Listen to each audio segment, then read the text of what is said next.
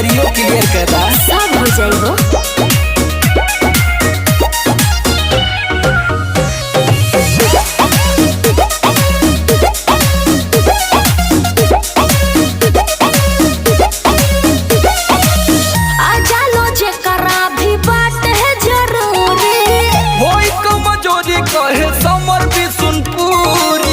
सेहत का बात है तनी ध्यान दा।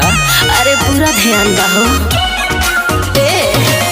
आजा लो जे करा भी बात है जरूरी।